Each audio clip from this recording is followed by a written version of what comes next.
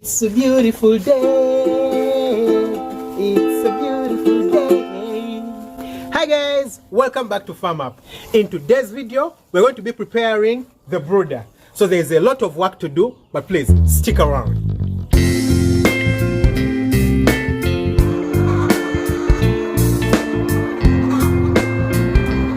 In a nutshell, we're going to remove the rice straw, which is on the floor. Then I'm going to spray the whole chicken house using a disinfectant. It is bleach, jig, as you guys might know it. Then after that, we're going to be making the small brooders. We're going to make these small brooders using cardboard. Very easy to make, improvising, but I'm going to take you guys along on my journey. Then after that, we shall do the wiring for the brooder lights, because this time I'm going to be using electricity for brooding. Last time I used charcoal, and where I stay, charcoal is very expensive, so I don't think it helped me at all. I'm going to spend almost the same amount of money, and since electricity means that I don't have to do a lot of replace the charcoal, be around to make sure that a lot is going on well. You can just put the lamps and you're sorted. That's what I'm going to be using. Then I'll be disinfecting the drinkers and the feeders that we shall be using. So come along with me on the journey. So guys, I'm going to be using a makeshift rake to gather the hay, the straw. So I have a rake here, but then it didn't have a handle, so I just got a small stick around, fixed it in, and I want to start doing my work. So I'm just going to gather it, then put it inside a sack.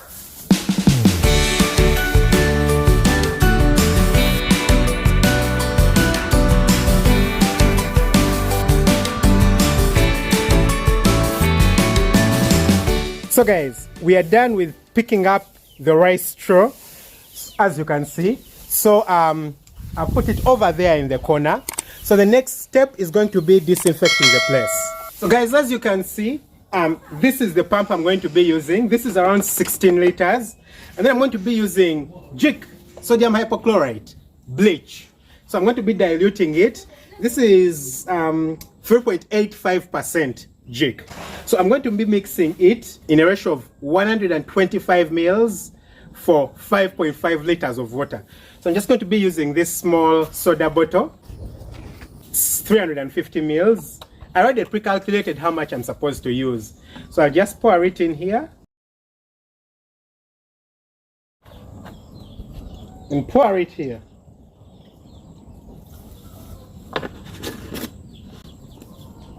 Then I'll shake it. Then we're going to start.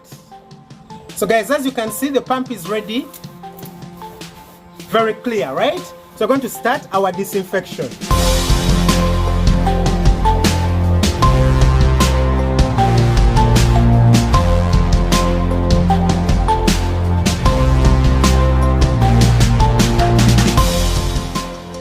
So guys, we are done with the disinfection. As you can see, it's quite tasking. It was a lot of work. And just in case you're wondering, what's the purpose of all this disinfection? Too much stress for nothing. Well, it's very important. It's called biosecurity.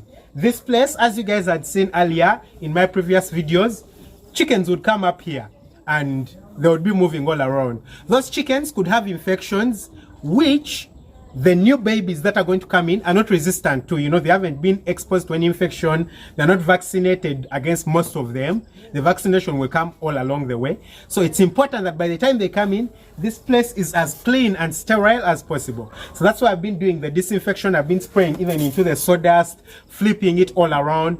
I started this work late, and as you can see, it's starting to get dark. So we're going to continue tomorrow. Hi guys, so it's a beautiful morning and we are back to working. So today, as you can see, there are cardboards over there in the background. I'm going to be using those cardboards to make the brooders that I told you about. And then right down here, I have feeders that I used for my previous lot of birds, which is just below me last year for brooding.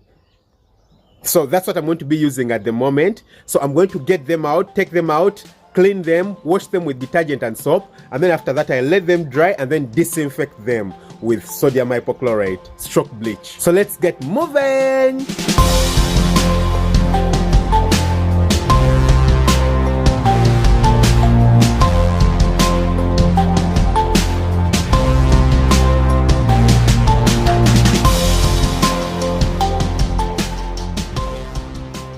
So guys, now that we are done cleaning the feeders, next step is going to be making the box, the card box brooders. Very cheap, but effective and functions very well. Come with me, let me show you just how to do it. So guys, you can see that I have a few cardboard boxes. They are quite big all around me. So what am I going to do? I'm just going to cut them. Just cut one of the ends. Here I have one of them. In fact, I'm going to use this. So I'm just going to cut one of them. Good, as you can see. Now what happened is that I had already cut this one. So what am I going to do? I'm just going to loop it all around so that it forms a circle. I'm going to be using sellotape here to just, you know, tape these two together.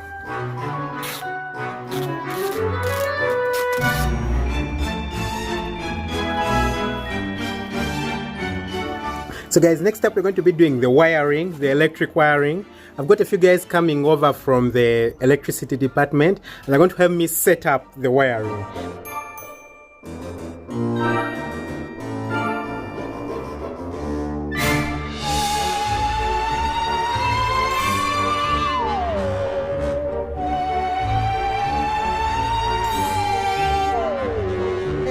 Here it is.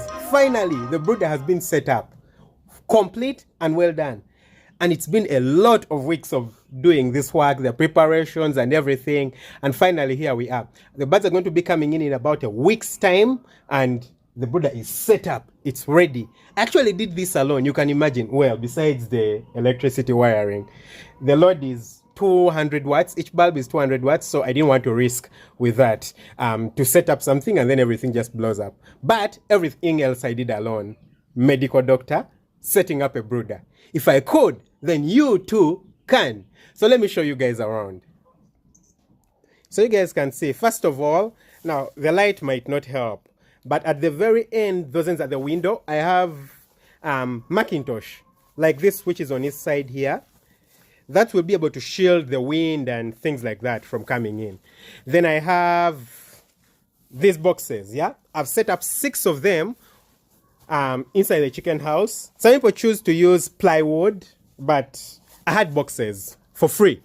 So it's way cheaper for me. That's why I chose to use these. So I set up 6 of them, and each one will be able to carry between 200 and 250 birds. I'm not certain. I'll see when I bring them in how to distribute them. That's why I put a 6th one, just for in case.